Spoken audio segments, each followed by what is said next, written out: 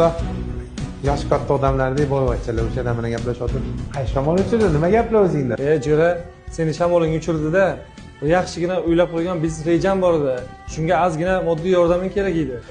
Ha, shu ozgina ishing yurishib qolsa, hamma ishingni taqillatib kelib qarz so'raverar ekanda. Bir ishing yurishmasin ekan. Pul yo'q emas, bor.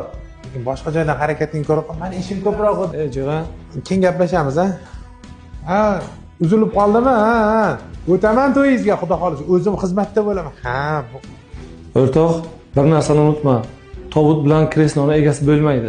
men qara aqllichilik qilma, sen kim eding, gaping nima bo'ldi? Yo'qol. Men bugun uyga bormayman xullas. Men qara, nima bo'ldi? Xo'jayin, ko'nglingiz xotirjam bo'ling.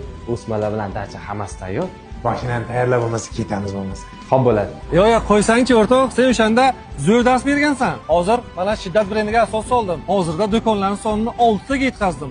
Butun respublika bo'ylab dastavka xizmatlarim bor. O'rtog'im xohlaganini qilib beringlar. Pulni olib o'tirmanglar. Xo'p, xo'jayin, aytganingizdek bo'ldi. O'rtoq, kir, choy qilib beraman. Eshigim har doim sening uchun ochiq.